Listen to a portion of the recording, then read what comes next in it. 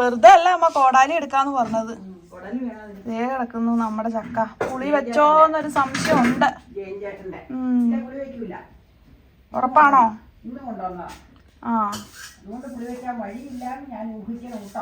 നമുക്ക് നോക്കാം. ബാക്കിയൊക്കെ തുറന്നു കഴിഞ്ഞാലേ അറിയാൻ പറ്റുള്ളൂ.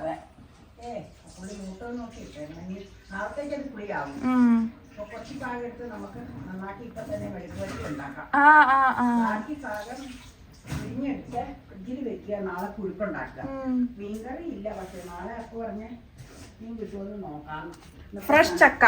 ഇത് സൺഡേ ആയതുകൊണ്ട് ഇറങ്ങിക്കോ.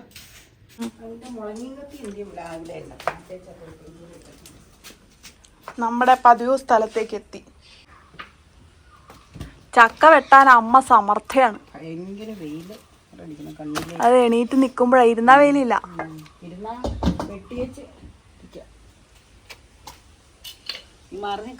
കൊടാലിയും കൊണ്ട് വിട്ടുമ്പോ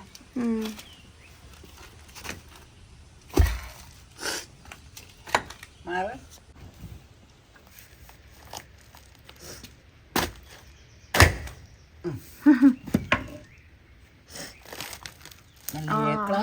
പച്ച നല്ല ചക്കയാട്ടോ. ഗ്രേറ്റ് ചക്ക. പച്ചനെ തന്നെ തിന്നാൻ തോന്നുന്നു. അതെ അതെ അതെ അതെ, നല്ല ചക്കയാട്ടോ. അല്ലെങ്കിലും ജയൻചേട്ടന്റെ നല്ല ചക്കയാണ്. വറക്കാനും നല്ലതായത്.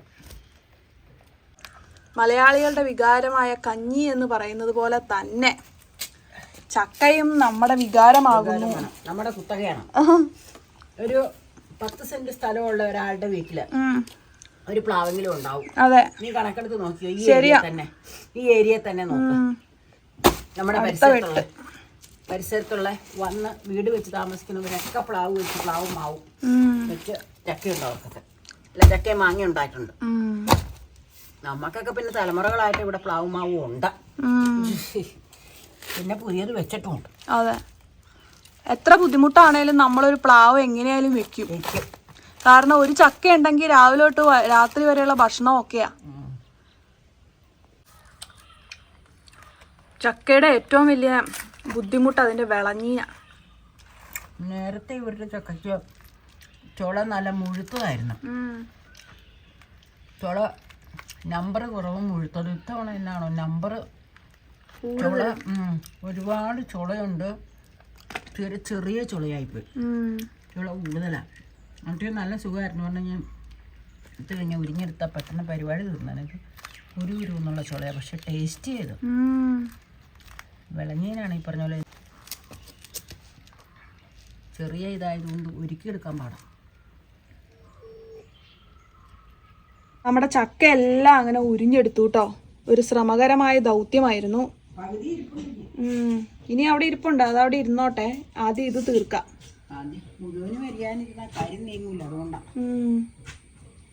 റിസൾട്ട് ഉണ്ടാക്കണ്ടേ? കത്തി പറ്റില്ല. ഏതാ വേണ്ടേന്ന് അമ്മയ്ക്ക് ആകെ ഒരു കൺഫ്യൂഷൻ ഒന്നുമില്ല. നല്ല ചക്കയായതുകൊണ്ട് ചോദിച്ചത്. പുഴുക്ക് വേണോ മെഴുക്കുവരട്ടി വേണോന്ന്. മെഴുക്കുവരട്ടി ആണെങ്കിൽ നീളത്തിലായിരിക്കണേ, പുഴുക്കാണെങ്കിൽ റൗണ്ടില് സർക്കുലർ ലുക്കിലായിരിക്കണം. അതെ, ഇത് അപ്പച്ചെമ്മിന്റെ തട്ടയിൽ ഒന്ന് ആവി കയറ്റണം. ആവി കയറ്റി വെച്ച് വേണം ഉലർത്തിയെടുക്കാൻ, മെഴുക്കുവരട്ടിയെടുക്കാൻ.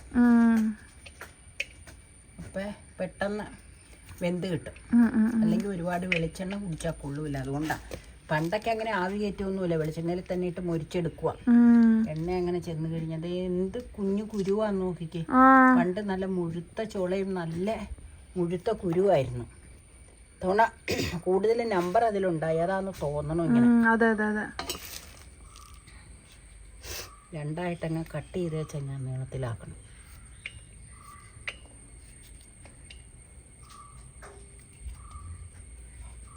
അങ്ങനെ ചക്ക മെഴുക്കുവരട്ടിക്കുള്ള ചക്ക അപ്പച്ചെമ്പിന്റെ തട്ടിൽ കഴുകിയിട്ടൊന്ന് ആവി കയറ്റുക. ഈ വെള്ളം ഇരിക്കുന്നത് ചക്ക കഴുകിയതാട്ടോ, വേറെ ആവിച്ചതോ ഒന്നുമല്ല.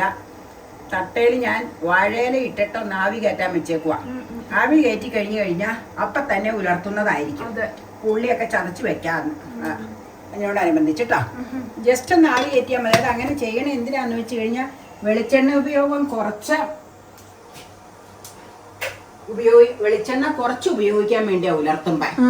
അല്ലെങ്കിൽ കൂടുതൽ വെളിച്ചെണ്ണ ഇട്ട് അതിൽ മൊരിച്ചെടുക്കണം, അതാണ് ടേസ്റ്റ്. പക്ഷെ പ്രായത്തിന്റെ ഇതുകൊണ്ട് കൂടുതൽ വെളിച്ചെണ്ണയൊക്കെ ഉപയോഗിച്ചു കഴിഞ്ഞാൽ ശാരീരിക പ്രശ്നങ്ങൾ ഉണ്ടാകും. അപ്പൊ ഒന്ന് വാട്ടിയെടുത്തേച്ച് മെഴുക്കുവരട്ടി ഉണ്ടാക്കിയ എണ്ണയുടെ പ്രയോഗം കുറയ്ക്കാം. പക്ഷെ ടേസ്റ്റ് വെളിച്ചെണ്ണയിൽ തന്നെ മൊരിച്ചെടുക്കണം, അത് സംശയമില്ലാത്ത കാര്യമാണ്. അപ്പൊ ഞാൻ നിങ്ങളോട് പറഞ്ഞതാ എന്തിനാ ഇങ്ങനെ ചെയ്യണേന്നുള്ളത്. ഓക്കെ, അപ്പൊ നമ്മുടെ മെഴുക്കുവരട്ടിക്കായിട്ടുള്ള സാധനം കോരി എടുത്തോണ്ടിരിക്കുക. ഞാൻ എന്തിനാ ഇങ്ങനെ ചെയ്യണേന്ന് പറഞ്ഞു. ഇങ്ങനെയല്ല മെഴുക്കുവരട്ടി ചെയ്യേണ്ടത്, പക്ഷെ അതിന് ഇങ്ങനെ ചെയ്യണത് കൊണ്ടുള്ള ഗുണം ഞാൻ നിങ്ങളോട് നേരത്തെ ഓൾറെഡി പറഞ്ഞിട്ടുണ്ട്, അതുകൊണ്ട് ഇനിയും പറയുന്നില്ല. അങ്ങനെ ഉലർത്താനായിട്ട് 2 തരം ഉള്ളി. അതെ, വേപ്പില ചതച്ചിട്ടാട്ടോ ഇട്ടത്.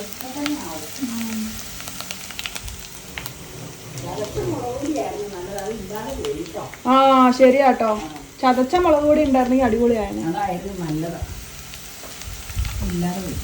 കുരുമുളക് ചേർക്കാം അല്ലേ? അതിട്ടാ നല്ലതായിരിക്കും. ഈ വൈറ്റ് കളർ ഇങ്ങനെ മെയിൻറ്റെയിൻ ചെയ്യുന്ന കാരണം നല്ല രസമാണ്. ആ പാത്രം അല്ലേ? മുളക് പൊടി,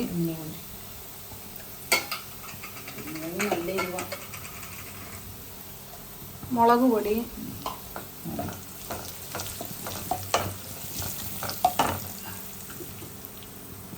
മഞ്ഞൾപ്പൊടി, പൊടിയെന്ന് പറഞ്ഞ കരിയും. വേഗം തന്നെ ഉപ്പിട്ടാട്ടോ നമ്മള് വേവിച്ചത്. അപ്പൊ അതും കൂടെ അതെ, ഒരുക്കാനുള്ള ഒരു ബുദ്ധിമുട്ടാണ്. ഒരുക്കി കഴിഞ്ഞാൽ പിന്നെ ഇതൊക്കെ വളരെ എളുപ്പമാണ്. ഞാൻ അത്ര രാവിലെയൊക്കെയാണെങ്കിൽ ചെറുതായിട്ടൊക്കെ ഒരുക്കി നൂല് പോലെയൊക്കെ ആക്കാൻ എനിക്ക് വൈകുന്നേരം ആകുമ്പോൾ മടുപ്പായി. അതുകൊണ്ട് ഒരുക്കിയേക്കണമൊന്നും അത്ര നീറ്റായിട്ടില്ല കേട്ടോ. ഇച്ചിരി വലുപ്പമൊക്കെ ഉണ്ടെങ്കിൽ ഇതിൽ കിടന്ന് കുറച്ചൊന്ന് വേവണം. മെഴുക്ക് വരട്ടിയല്ലേ, ഓൾറെഡി ഹാഫ് ബോയിലാണ്. ഇനി ഇതിൽ കിടന്നൊന്ന് വേവട്ടെ കേട്ടോ. ലാസ്റ്റ് ഫൈനൽ കാണിച്ചു തരാം കേട്ടോ. വേവട്ടെ. അപ്പൊ നമ്മൾ ഇത്തിരി ഒന്ന് ടേസ്റ്റ് ചെയ്യാൻ പോവാണ്. നമ്മുടെ ഡെലീഷ്യസ് ആയിട്ടുള്ള ചക്ക മെഴുക്ക് വരട്ടിയാണ് കേട്ടോ അത്. ആ കിളികൾ കൂടടയുന്നുണ്ടല്ലോ. കാറ്റ് വന്നപ്പോ പെട്ടെന്ന് ചക്ക മെഴുക്ക് വരട്ടി എടുത്തപ്പോ ഇച്ചിരി അധികമായി പോയി. ഇച്ചിരി എടുത്താ ഗ്യാസിൽ വെച്ചെടുക്കുന്നു,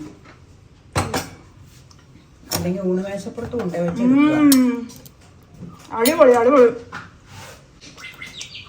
നല്ല രസമുണ്ട് കഴിക്കാൻ.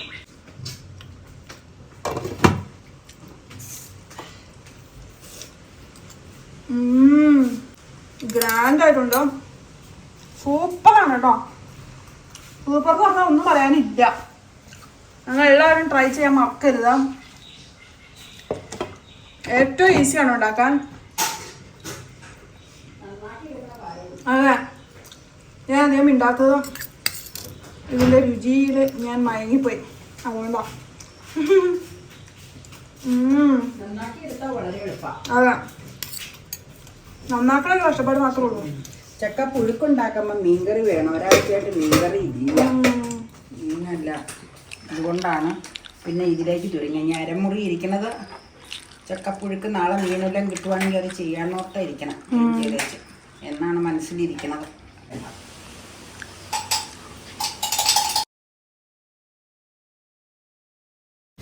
കൊടുങ്കാറ്റ് വീശണ പോലെ കേട്ടോ വീശണേ. അതെ,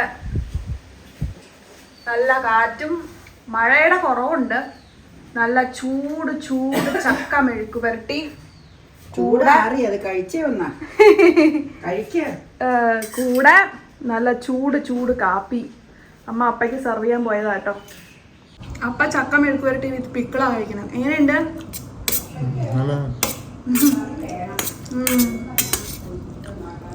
അപ്പ ഇച്ചിരി തൊടുകറിയൊക്കെ ഉള്ളതാ കൂടെ ഇഷ്ടം.